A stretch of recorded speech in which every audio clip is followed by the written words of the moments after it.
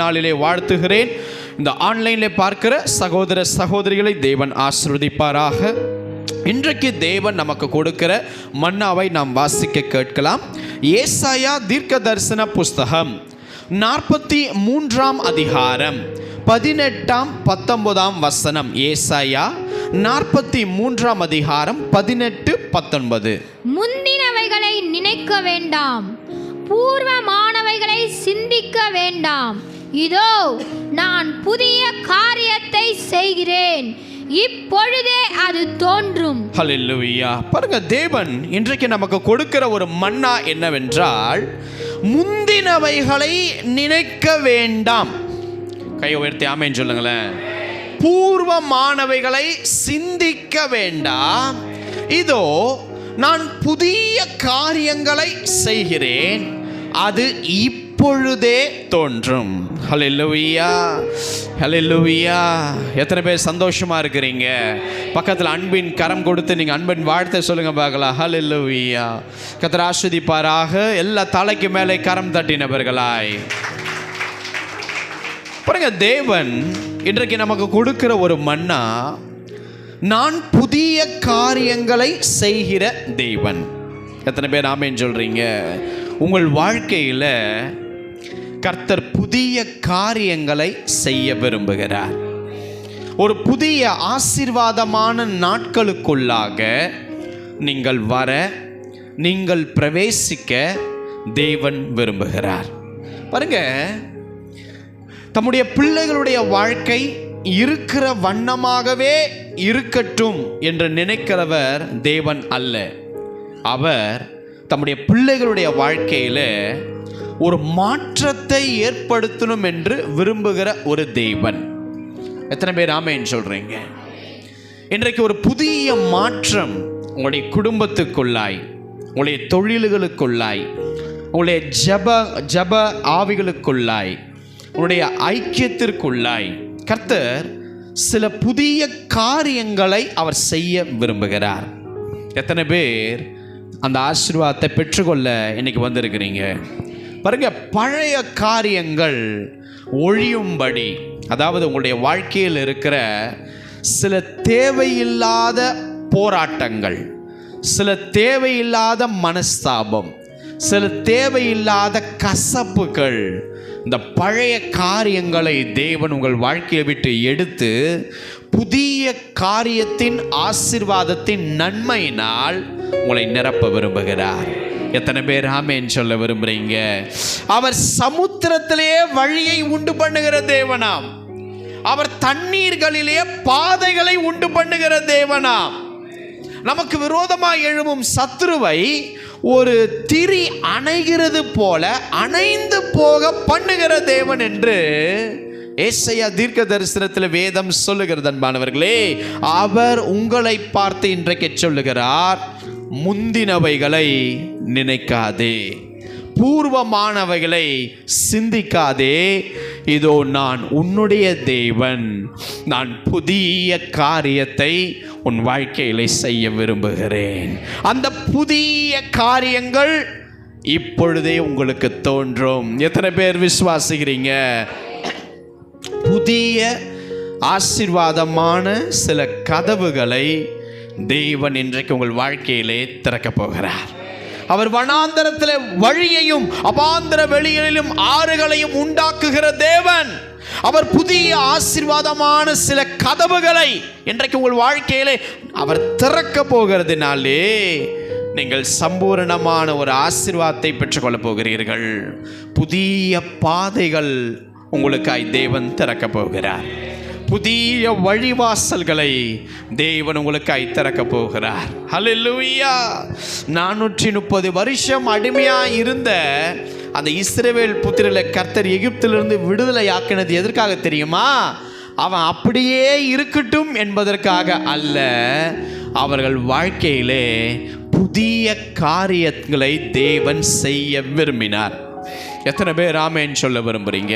இன்னைக்கு எத்தனை பேருடைய வாழ்க்கையில் கர்த்தர் ஏதாவது ஒரு புதிய காரியங்களை என் வாழ்க்கையில் செய்யணும் அப்படின்னு விசுவாசத்தோடு வந்திருந்தீங்கன்னா கையை உயர்த்துங்க பார்க்கலாம்.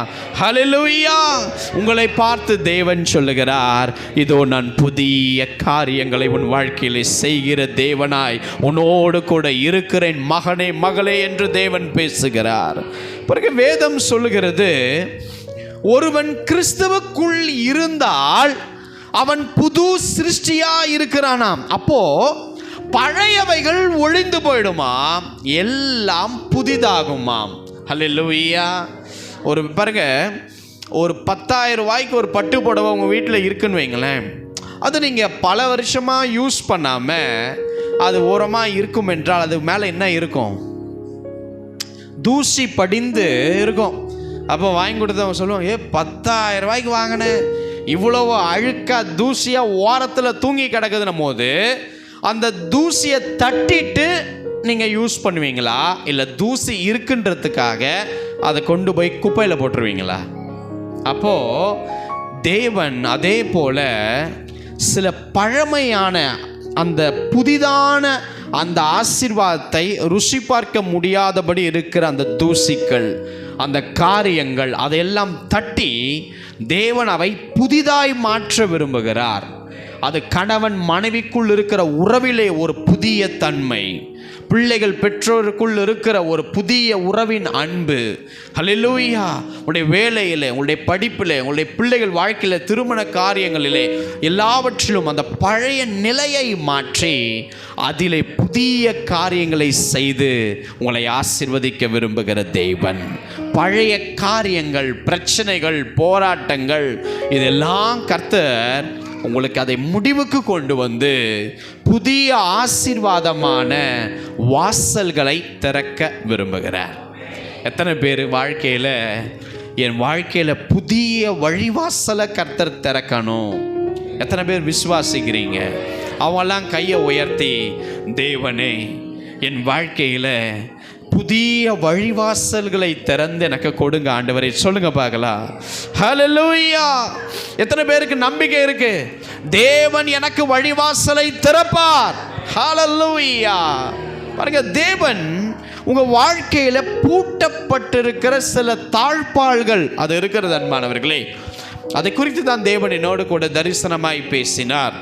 அதாவது பூட்டப்பட்டிருக்கிற சில தாழ்பாள்கள், அந்த தாழ்பாள்களை யாரும் திறக்க முடியாத அளவுக்கு உங்கள் வாழ்க்கை இருக்கு. ஆனால் உங்களுக்கு தெரியும், கர்த்தர் அந்த தாழ்பாள்களை திறந்தால் என் வாழ்க்கை சம்பூர்ணப்படும், திருப்தியாகும், இதை மாற்றினா இது நல்லா இருக்கும், ஒரு சாட்சியாக இருக்கும் அப்படின்ட்டு நீங்கள் நினைக்கிற அந்த தாழ்பால் இருக்கு பார்த்தீங்களா, அதை தேவன் இன்றைக்கு உங்களுக்காக திறக்க போகிறார்.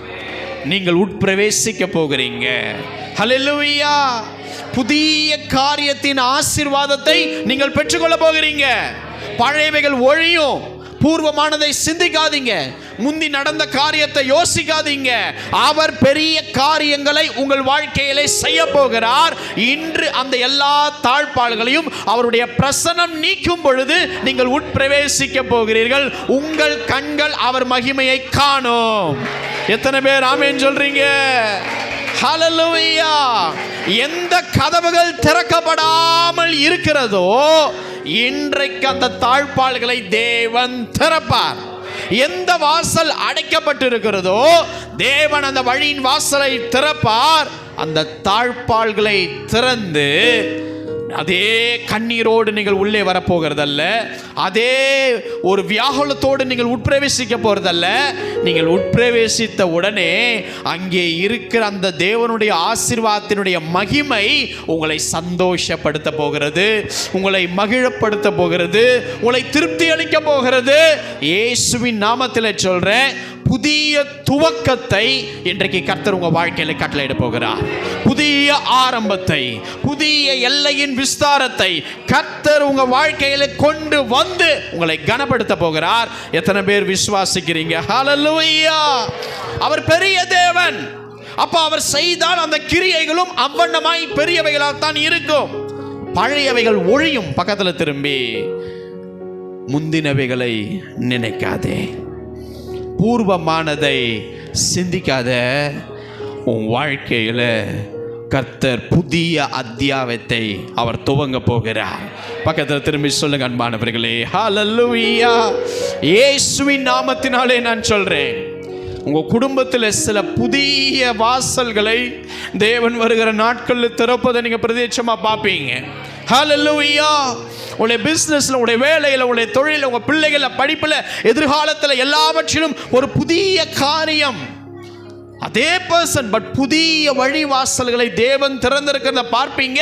காரணம், நீங்க இருக்கிற வீடோ சபையோ எல்லா காரியத்திலையும் ஒரு பெரிய ஆசீர்வாதத்தை கர்த்தர் வைத்திருக்கிறார். அந்த ஆசீர்வாதத்தை நீ பெற்றுக்கொள்ள முடியாதபடி சில கதவுகள், தாழ்பால்கள் பூட்டப்பட்ட நிலைமையில் இருக்கிறது.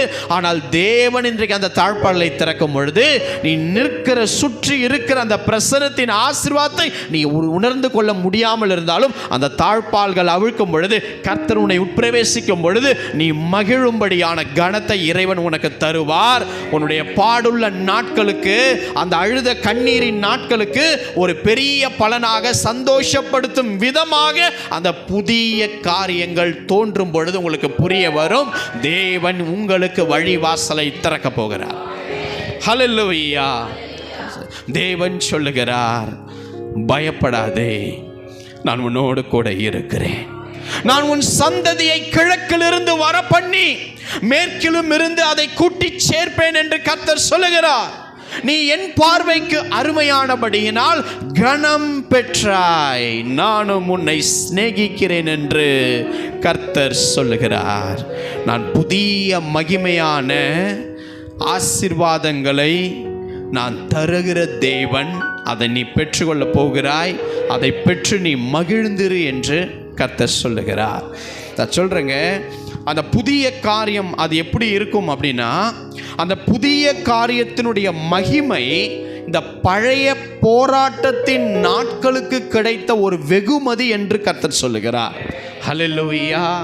எத்தனை பேர், நான் நடந்து வந்த பாதைகளில் எனக்கு வெகுமதி இல்லை, பலன் இல்லை, நான் கண்ணீரோடு மாத்திரம்தான் நடந்து வந்திருக்கிறேன், எனக்கு பலன் இல்லையே, அதற்கு ஒரு பிரதிபலன் இல்லையே, அதனுடைய ஆசீர்வாதத்தை நான் இன்னும் பார்க்கலையே, ஒருவேளை நீங்கள் நினைத்து வந்தீர்கள் என்றால் இயேசுவின் நாமத்தினாலே நான் உங்களுக்கு பார்த்து சொல்லுகிறேன், கர்த்தர் புதிய அதிசயமான பாதைகளை கர்த்தர் உங்களுக்கு திறக்க போகிறார்.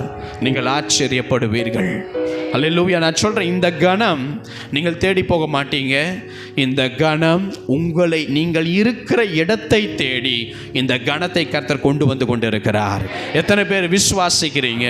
கர்த்தருடைய வார்த்தையை விசுவாசிக்கிறீங்களா? நீங்கள் இருக்கிற இடத்தை தேடி கணம் வரும். காரணம், அந்த கணத்தின் புதிய வழிவாசலை திறக்கிறது யார் தெரியுமா?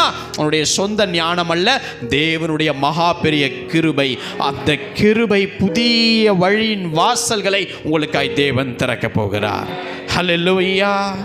எத்தனை பேர் குடும்பத்தில், பிஸ்னஸில், வேலையில் ஒரு வாசலை திறக்கணும்னு விரும்புகிறவங்கள கையை உயர்த்துங்க. கையை உயர்த்தி, ஆண்டவரே உங்களுக்கு எதில் வழிவாசலை திறக்கணும்னு நீங்கள் நினைக்கிறீங்க, எதில் ஒரு புதிய காரியத்தை கர்த்தர் செஞ்சால் நல்லா இருக்கும்னு நினைக்கிறீங்களோ, இப்போ கரம் உயர்த்தி பரலோகத்துக்கு நேராக அறிக்கையிட்டு சொல்லுங்க, ஆண்டவரே எனக்கு இந்த விஷயத்தில் ஒரு புதிய காரியத்தை செய்து கொடுத்தால் நலமாக இருக்கும். உம்முடைய திட்டம் நடைபெறட்டும், உம்முடைய சித்தம் நடைபெறட்டும். இந்த தாழ்பால்களை உடைத்தெறிங்கப்பா. ஹல்லேலூயா.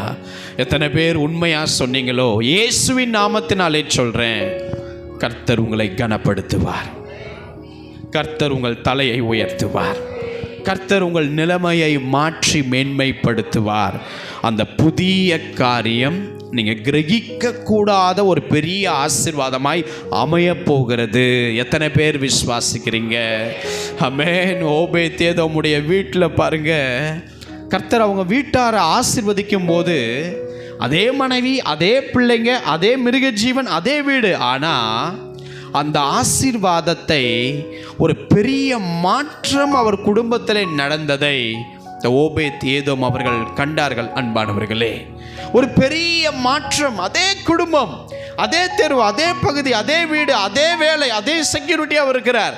ஆனால் தேவன் பாருங்க, அவர் கொடுத்த அந்த ஆசீர்வாதம் அவருடைய வீட்டுக்கு ஒரு பெரிய மாற்றத்தை ஏற்படுத்தினதா, அப்படிப்பட்ட மாற்றம்தான் உங்கள் வாழ்க்கையிலும் நடக்க போகிறது.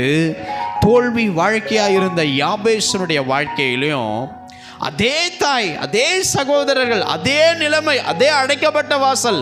ஆனால் அவருடைய ஜெபத்தை கேட்ட தேவன் ஒரு மாற்றத்தை அவருடைய நிலையிலே செய்தார். அப்போ அவரை சுற்றி இருந்த பூட்டப்பட்டிருக்கிற கதவுகளை தேவன் திறக்க திறக்க அவருடைய எல்லை விஸ்தாரமானது. அவர் சபிக்கப்பட்ட நிலை மாறியது. அவர் தன் சகோதரரை பார்க்கலும் கனம் பெற்றவனாய் மாறினார். இதற்கு காரணம் என்ன தெரியுமா? ஆசீர்வாதங்களை தேவன் உங்கள் தூரத்தில் வைக்கவில்லை, உங்கள் பக்கத்திலே வைத்திருக்கிறார். அதை திறப்பதற்கு நீங்கள் தகுதி உள்ளவர்களாய் கேட்டு அதை ஒப்பு கொடுக்கும் பொழுது கர்த்தர் அந்த தாழ்பாளை திறந்து உங்களை ஆசீர்வதிக்கிற தேவன். அன்பானவர்களே, எத்தனை பேர் விசுவாசிக்கிறீங்க? கர்த்தர் ஒரு புதிய அத்தியாயத்தை என் வாழ்க்கையில் செய்ய விரும்புகிறார். ஒரு புதிய காரியத்தை என் குடும்பத்தில் செய்ய துவங்க வழிவாசலை கர்த்தர் ஏற்படுத்த போகிறார். நான் பழையவைகள் ஒழியும்படி சகலமும் புதிதாகும்படி ஒரு புதிய காரியத்தின் ஆசீர்வாதத்தை நான் பெற்றுக்கொள்ளப் போகிறேன். எத்தனை பேர் விசுவாசிக்கிறீங்க? பக்கத்தில் திரும்பி புதிய ஆசீர்வாதத்தின் நன்மையினால் உங்களை நிரப்ப போகிறார். சொல்லுங்க பார்க்கலாம்.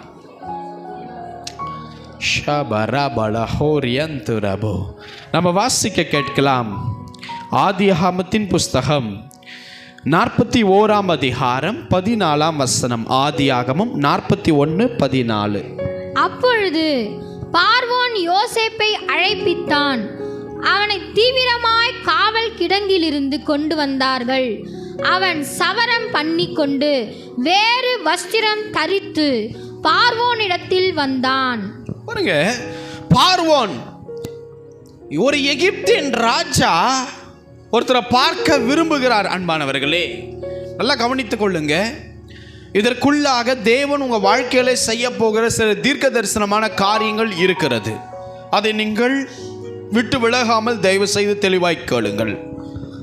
பார்வோன் ராஜா எதற்காக சிறையில் காவல் காக்கிற இடத்தில் இருக்கிற ஒரு கைதியை சந்திக்க வேண்டும்? எகிப்தின் ராஜா அவருக்கு தேவையான சாஸ்திரிகள், மந்திரவாதிகள், பெரியவர்கள் எல்லாரும் அரண்மனையில் இருக்கும் பொழுது சாதாரண சிறைச்சாலை காவல் காக்கிற இடத்தில் இருக்கிற ஒரு மனிதனுடைய தேவை, உதவி இந்த எகிப்து ராஜாவாகிய பார்வோனுக்கு தேவைப்படுகிறது. நல்லா கவனிங்க. யோசேப்பு எகிப்துல எத்தனையோ வருஷம் அடிமையா இருக்கிறார். இதுவரைக்கும் அந்த எகிப்து ராஜாவுடைய நாட்டில் யோசேப்பு இருந்தாலும் யோசேப்பை ஒரு நாளும் இதற்கு முன்பு இந்த பார்வோன் கேள்விப்பட்டதும் இல்லை, கண்டதும் இல்லை. ஆமென், ஹல்லேலூயா. இதற்குள் ஒரு பெரிய ஆசீர்வாதம் உங்களோடு கர்த்தர் பேசுகிறார். இதுதான் நடக்க போகுது உங்க வாழ்க்கையிலும். ஒரே நாடு, ஆனா இதுவரைக்கும் யோசேப்பை இந்த பார்வோன் கண்டதே இல்லை. ஆனா ஒரு ராஜாவா இருக்கிறவனுக்குடைய ஒரு உதவி எல்லா ஜனங்களும் கூட இருக்கும் பொழுது ஒருத்தருடைய உதவி மட்டும்தான் இந்த ராஜாவுக்கு தேவைப்படுகிற மாதிரி சூழலை தேவன் அமைத்து தரார். பாருங்க, யோசேப்பு சிறையில் இருந்து அப்படியே கதவை திறக்கிறாங்க, அப்படியே சவரம் பண்றாங்க, வஸ்திரத்தை மாத்துறாங்க. அப்புறமா பார்த்தீங்கன்னா பார்வோன் கிட்ட அப்படியே குளிக்க வைத்து சுத்தபத்தமா கொண்டு வந்து நிறுத்துறாங்க. இத்தனைக்கும் பல வருடமாய் இந்த சிறைச்சாலையில் அவர் இருக்கிறாரு. அதுவும் செய்யாத குற்றத்திற்காக அவர் இருக்கிறார். இந்த போத்திபார் மனைவி சொன்ன ஒரு பொய்யான குற்றச்சாட்டினால் இவர் அத்தனை வருடங்களாய் சிறைச்சாலையில் இருக்கிற ஒரு சூழல் வருகிறது. இப்போ பார்வோனுக்கு இவர் சிறையில் இருக்கும் பொழுது ஒரு சொப்பனம் வருகிறது. அந்த சொப்பனத்தில் அழகும் புஷ்டியுமான ஒரு 7 பசுக்கள் நதியிலிருந்து ஏறி வந்து புல்களை மேய்ந்து சாப்பிட்டு கொண்டு இருக்கிறது. இதை பார்த்து கொண்டிருக்கும் போது இன்னும் 7 அவலட்சணமான பசுக்கள் அது நதியிலிருந்து ஏறி வந்து அந்த பசுமையான அந்த கொழுமையான பசுக்கள் பக்கத்தில் போய் நின்று கொண்டிருக்கிறது. இப்போ இந்த 7 அவலட்சணமான பசுக்கள் அந்த 7 கொழுமையான பசுக்களை தின்னுகிறது, பட்சித்து போடுகிறது. இப்படிப்பட்ட ஒரு சொப்பனத்தை இந்த பார்வோனுக்கு வருகிறது. இவன் கலங்கி போகிறான். உடனே அவன் அடுத்த நாளே அடுத்த இரவே இன்னொரு சொப்பனமும் இதே மாதிரி கதிர்களை குறித்து வருகிறது.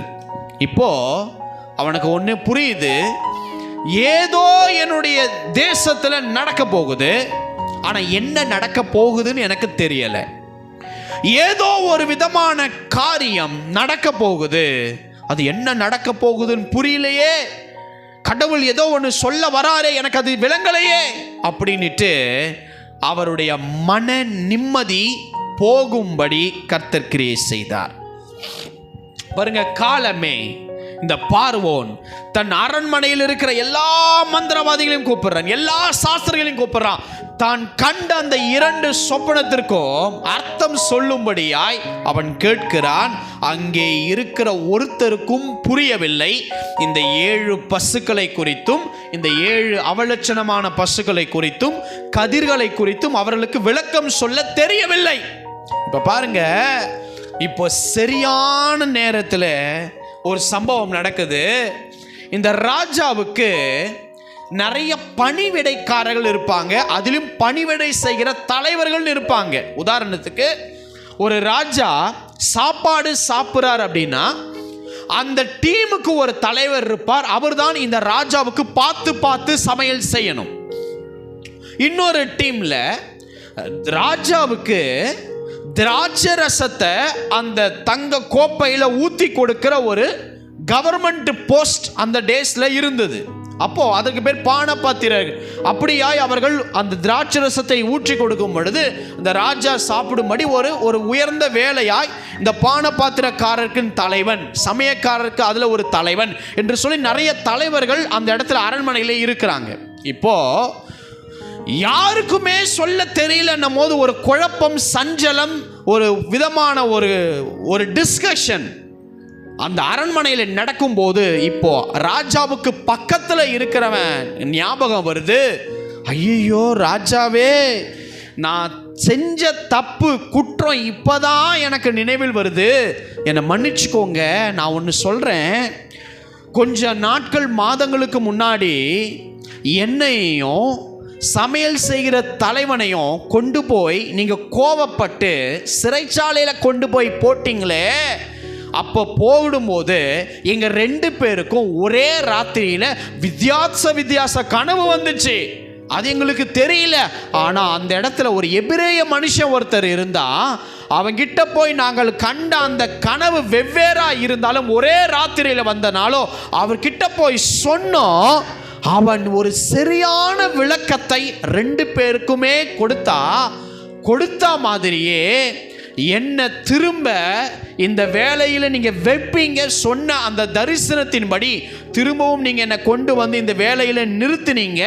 திரும்பவும் பார்வோனுடைய அந்த திராட்சரச கொடுக்குற அந்த பாத்திரம் என் கையில் வந்தது. அவன் சொன்ன தரிசனம் எனக்கும் நிறைவேறினது, அந்த தலைவனுக்கும் நிறைவேறி அது அப்படியாய் முடிந்தது. என்னை மன்னிச்சுக்கோங்க. எல்லாரையும் கூப்பிட்டு நீங்கள் கேட்கிற ஆலோசனையில் நான் இதை மறந்து போயிட்டேன், என்னை மன்னிச்சிருங்க. இப்படி ஒருத்தன் இருக்கிறாங்கிற ஒரு செய்தி இந்த பார்வோனின் காதுக்கு எட்டினது. நல்லா கவனிங்க, கர்த்தர் நம்மளை பலத்த கைக்குள் அடங்கி இருக்கும் போது நம்மளை உயர்த்துவதற்கு சுற்றிலும் வேலை நடக்கும். ஆனால் நாம் சிறைச்சாலையில் உக்காந்துருக்கிற மாதிரி இருக்கும்.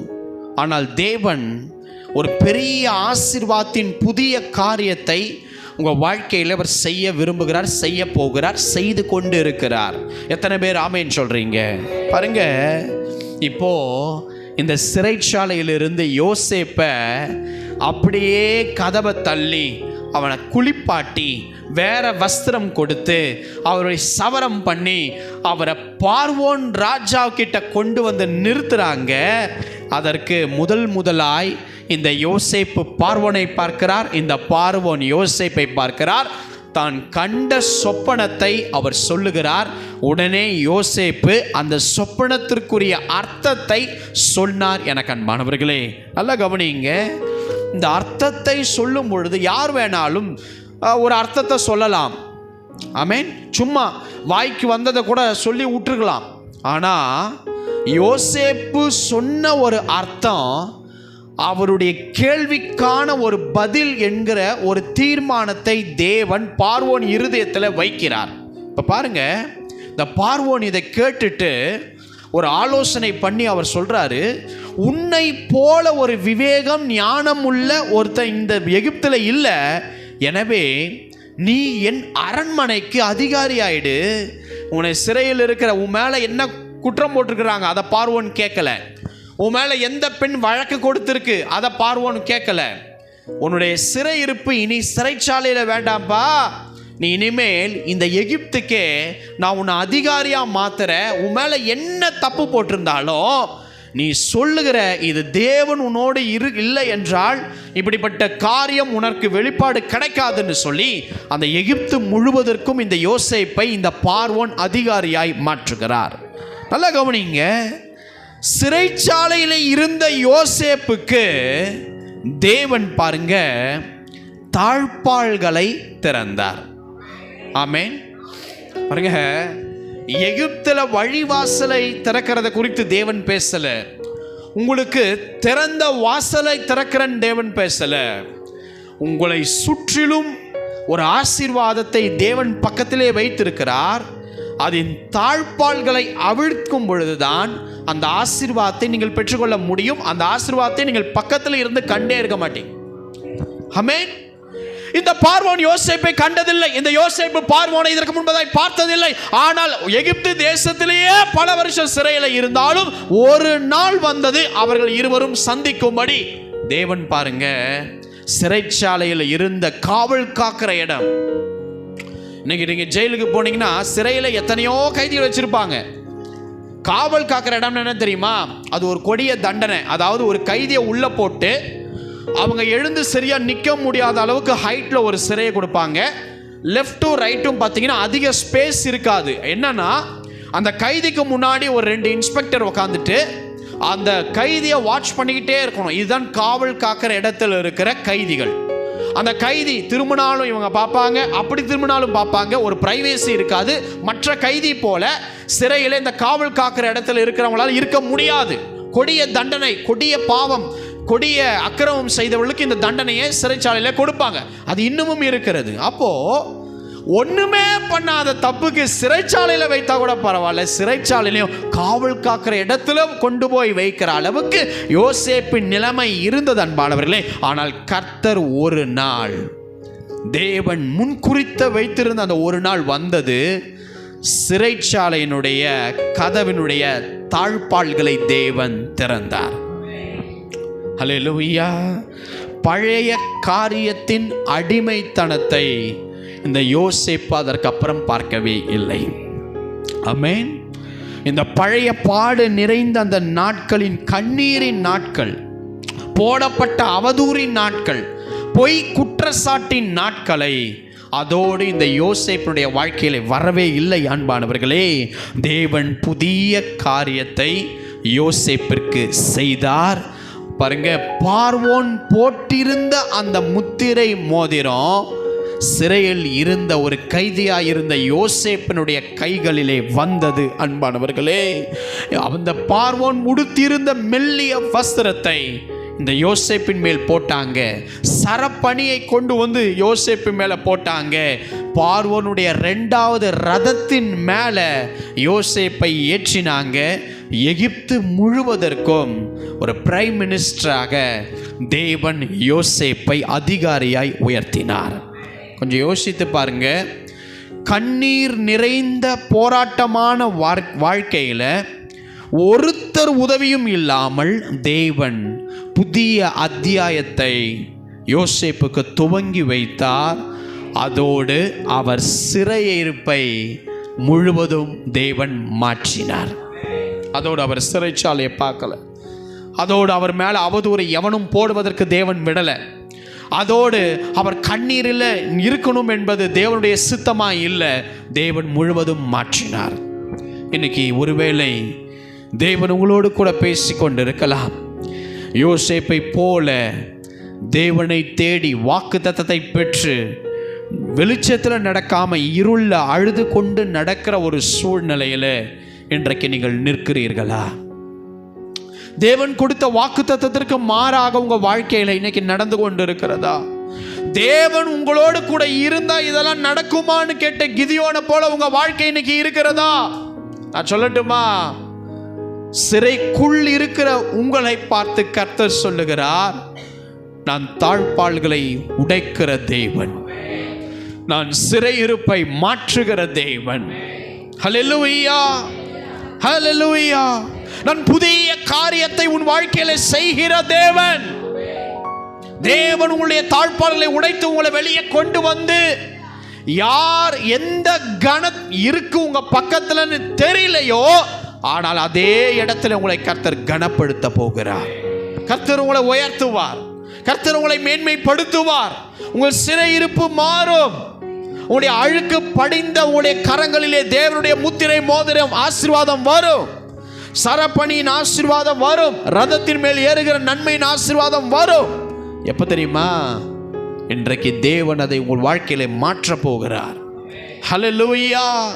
யார் உங்க மேல பழி போட்டிருந்தாலும் அதை குறித்து கவலைப்படாதீங்க. யார் உங்க மேல குற்றம் சாட்டுகிறார்கள் அதை குறித்து கவலைப்படாதீங்க. தேவன் புதிய காரியத்தை உங்கள் வாழ்க்கையில இன்றிலிருந்து செய்ய போகிறார். உங்க குடும்பத்திற்குள்ளாய் ஒரு புதிய ஆசீர்வாதம் வந்து கொண்டிருக்கிறது. ஹல்லேலூயா. புதிய அத்தியாயத்தை தேவன் உங்கள் வாழ்க்கையில துவங்க போகிறார். எனக்கு அன்பானவர்களே, இன்று அழுது புலம்புகிறீர்களா? இந்த காலம் மாறாதா? இந்த வேதனை நாட்கள் மாறாதா? ஒரு மாற்றம் வராதா? கலங்கி நிற்கும் உங்களுக்கு தடையாயிருக்கிற தாழ்பாடுகளை தேவன் உடைப்பார். பழையவைகள் ஒழியும், சகலமும் புதிதாகும்படி தேவன் வழிவாசலை திறப்பார். கர்த்தர் உங்களை கனப்படுத்துவார். அந்த கனம் உங்களை தேடி வரும் என்று கர்த்தர் சொல்லுகிறார். எத்தனை பேர் ஆமென் சொல்றீங்க? ஹல்லேலூயா. எத்தனை பேர் விசுவாசிக்கிறீங்க? என்னை தேடி கனத்தின் ஆசீர்வாதம் வரும். சொல்லுங்க பார்க்கலாம். ஹல்லேலூயா. யோசேப்பு நினைக்கல, என்னை தேடி இந்த கனத்தின் ஆசீர்வாதம் வரும், என் நிலைமை மாறும், என் வாக்குத்தத்த வார்த்தை நிறைவேற ஆரம்பிக்கும். எதிர்பாராத ஒரு நேரம் வந்தது. அன்றைக்கு தேவன் தாழ்பாள்களை உடைத்த பொழுது திரும்ப அந்த தாழ்பாள்கள் பூட்டப்பட முடியாதபடி அதற்கே அதிகாரியாய் மாற்றின ஒரு சர்வ வல்லமை உள்ள தேவன் உங்களையும் தேவன் மாற்றுவார். உங்களையும் அந்த நிலைக்கு கொண்டு வருவார். உங்கள் அடிமைத்தனம் மாறும். உங்கள் அவதூறாய் பேசப்படுகிற நாவுகள் உங்களை போற்றி பண்ணும்படி கர்த்தர் உங்களை உயர்த்துவார். போத்திபாருடைய மனைவியை வியந்து பார்க்கும்படி யோசேப்பினுடைய தலை உயர்த்தப்பட்டது.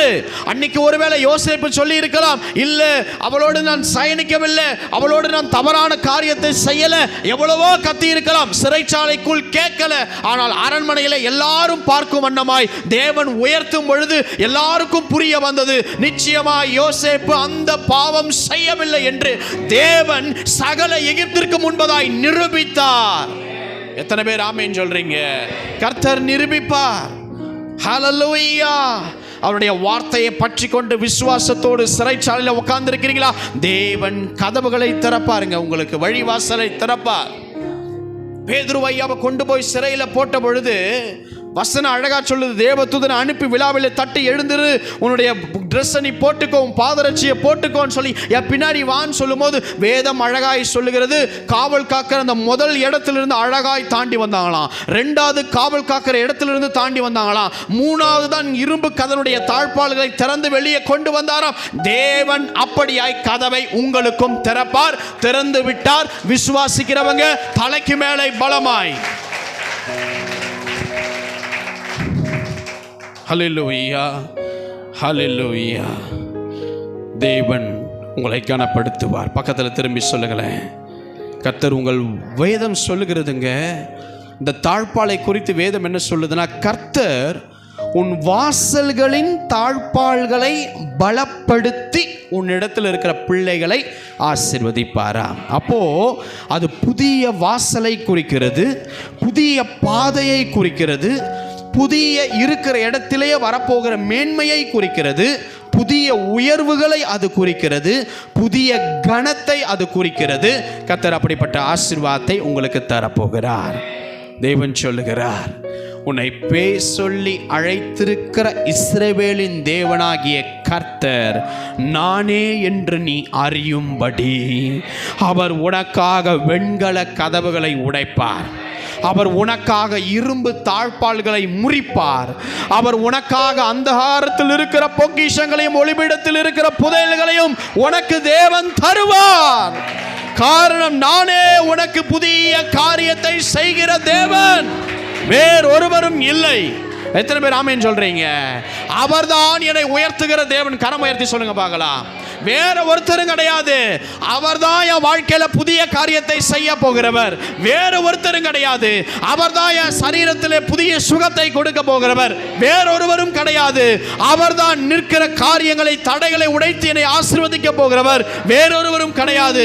அவர்தான் என் பிள்ளைகளை ஆசீர்வதிக்க போகிறவர். வேறொருவரும் கிடையாது. என்னுடைய குடும்பத்திலே, என்னுடைய தொழிலிலே, என்னுடைய பிசினஸ்ல, என்னுடைய வேலையிலே, என்னுடைய அடிமைத்தன வாழ்க்கையிலே கர்த்தர் ஒரு புதிய அத்தியாயத்தை, புதிய வாசலை, தாழ்பாள்களை உடைத்து திறக்குகிறார். இனி அந்த சிறையின் அனுபவம் எனக்கு இல்லை. இனி அந்த பழைய சிறை அனுபவம் இல்லை. இனி அந்த அவற்றல் இல்லை. இனி அந்த முறுமுறுப்பு இல்லை. தேவன் என்னை வெளியே கொண்டு வருகிறார். தேவன் என்னை வெளியே கொண்டு வருகிறார். ஹல்லேலூயா, ஹல்லேலூயா. எத்தனை பேர் விசுவாசிக்கிறீங்க அன்பானவர்களே? புதிய காரியம் உங்க வாழ்க்கையில வரணும்னா நீங்க என்ன பண்ணணும் தெரியுமா? சில மறக்க வேண்டிய அனுபவங்களை நீங்க மறக்கணும். அதான் வசனம் சொல்லுது, முந்தினவைகளை யோசிக்காத, பூர்வமானதை சிந்திக்காத. அப்பதான் நான் என்ன பண்ணுவேன்னா புதிய காரியத்தை உன் வாழ்க்கையில செய்வேன் என்று கர்த்தர் சொல்றார். அப்போ முந்தின காரியத்தின் கசப்புகளை நீங்கள் இனி நினைக்க வேண்டாம். ஹல்லேலூயா. தீமையான நாட்கள் அது இருக்கு பாரு, அது எல்லாத்தையும் அப்படியே மறந்துருங்க. நமக்கு தீமை கூட செஞ்சிருப்பான், அது எல்லாத்தையும் மறந்துருங்க. அந்த தீமையான காரியம் கடந்து வரும் பொழுது நம்மேல் போட்ட அத்தனை காரியங்கள், பழிகள் எல்லாத்தையும் மறந்து ஒதுக்கிட்டு நீங்கள் கடந்து வாருங்கள். கர்த்தர் புதிய காரியத்தை செய்வார். ஏன் தெரியுமா? நடந்ததை நம்மளால் மாற்ற முடியுமா? சரி, நேற்றுக்கு நடந்ததை உங்களால் மாற்ற முடியுமா? இல்லை. ஆனால் நடக்க போகிறத உங்களால் மாற்ற முடியுமா? அது கர்த்தரால் முடியும். அல்லேலூயா. எனவே இது நடந்துருச்சே, இது இப்படி போயிருச்சே, இது இப்படி வந்துருச்சே அப்படின்னு சொல்லி நம்ம நினைக்கிறதுனால நம்ம வாழ்க்கையில் மாற்றம் வராது. நம்ம எழுந்து நடந்து போய் அந்த விஷயத்தை மாற்ற ஜெபித்து நம்ம ஜெயத்தை சுதந்திரிக்கணும். சாத்தானுக்கு எப்பயுமே ஒரு விஷயம் ரொம்ப பிடிக்கும். என்னன்னா, பாத்தியா இப்படி பேசிட்டாங்க, பாத்தியா இது நடந்துருச்சு, இந்த விஷயத்தை உங்க சிந்தனைக்குள்ள அடிக்கடி கொண்டு வருவான். ஹல்லேலூயா. இது நடந்துருச்சு, இது பேசிட்டு இப்படி பண்ணிருச்சு, இது நடந்துருச்சுன்னு எத்தனையோ நல்ல விஷயங்களை கர்த்தர் அந்த நாளில் உங்களுக்கு செய்வார். அதை எல்லாத்தையும் மறைப்பான். அதை நினைத்து நீ நன்றி செலுத்தக்கூடாதுன்னு சாத்தான் அதெல்லாம் மறைத்து, எதை நினைக்க கூடாது, எது உன்னை வீக்காக்குமோ அந்த விஷயத்தை திரும்ப திரும்ப திரும்ப சாத்தான் உன் சிந்தைக்குள் கொண்டு வருவான். அன்பானவர்களே, நான் உங்களுக்கு சொல்லுகிறேன், அந்த காரியங்களை விட்டு விடுவோம். அல்லேலூயா. ஏன்னா எல்லாத்துக்கும் பலன் தருகிற ஒரு சர்வ வல்லவர் நம்மளோடு கூட இருக்கிறார். இந்த சாத்தானுடைய ஆயுதம் நடந்த தீமையான காரியத்தை நோன்றது அவன் வேலை. திரும்ப திரும்ப அதை குறித்து பேசுறது அவனுடைய வேலை. அதற்கு இடம் கொடுக்காமல் இருங்கள். தேவன் நம்மை எழும்ப வைக்க விரும்புகிறார். சாத்தான் நம்மை உடைத்து உட்கார வைக்க விரும்புகிறான். நீ உடைந்து உட்கார தேவன் விரும்பவில்லை. எழுந்து நிமிர்ந்து படுக்கையை எடுத்துக்கொண்டு சிறைச்சாலையிலிருந்து வெளியே வரத்தான் தேவன் விரும்புகிறார். ஹல்லேலூயா. பேதுரு செய்தது தவறா இருக்கலாம்.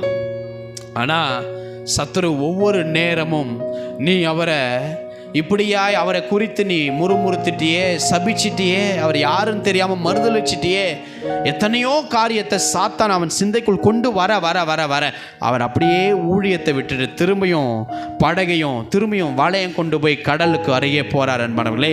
ஆனால் அங்கே கர்த்தர் அந்த செய்த காரியம் தப்பு நீ உணர்ந்துட்டனால் உனக்கு மன்னிப்புன்னு சொல்லி அதை விட்டுடு பேதுரு, நீ என்ன நேசிக்கிறியான்னு சொல்லி அந்த அன்பினால் அந்த பாவத்திலிருந்து தூக்கி எடுத்து புதிய அத்தியாயத்தை தேவன் பேதுரு ஐயாவுக்கு வழிவாசலை திறந்து கொடுத்தார். அதுதான் தேவன். அவர் புதிய காரியங்களை செய்கிற தேவன். ஹல்லேலூயா. எத்தனை பேர் ஆமென் சொல்றீங்க? யோபு ஐயாவுடைய பிள்ளைங்க போனாங்க, சொத்து போச்சு, ஆஸ்தி போச்சு, சரீரம் உச்சந்தல்லிருந்து உள்ளம் கால் வரைக்கும் கொடிய பருக்கள், கொள்ளை நோய் எல்லாம் வந்தது அன்பானவர்களே. ஆனால் தேவன் பாருங்க, அவருக்கு நல்ல ஆரோக்கியத்தை தந்து இழந்ததை ரெட்டிப்பா தந்து ஆசீர்வதிச்சு அழகு பார்த்தார். பார்த்தீங்களா? அந்த நிலைமையை எதுக்கு மாத்துறாருன்னா, என்னுடைய மகனுடைய யோபுவின் வாழ்க்கையில் நான் புதிய காரியத்தின் வழிவாசலை திறக்கிற அதுக்குரிய அடையாளம் தான் அந்த ரெட்டிப்பான நன்மை. எத்தனை பேர் விசுவாசிக்கிறீங்க? கர்த்தர் அப்படியாய் உங்களை ஆசீர்வதிக்க போகிறார். யோபு இழந்த கண்ணீர் நிறைந்த நாட்களை மறக்கும்படி, அதெல்லாம் அந்த வேதனை நாட்கள், மக்கள் பேசின நாட்கள், அதெல்லாம் மறக்கும்படி கர்த்தர் புதிய மேலான ஆசீர்வாதத்தை தந்து உயர்த்தினார். அப்போ புதிய வாசல்கள் உங்கள் வாழ்க்கையில் திறக்கப்பட போகிறது. விசுவாசிக்கிறவங்க அப்படியே எழுந்து நிற்கலாமா? ஹல்லேலூயா. Thank you Jesus. அப்படியே எழுந்து நின்று தேவன் புதிய வழிவாசல்களை என் வாழ்க்கையில் திறக்க போகிறார்.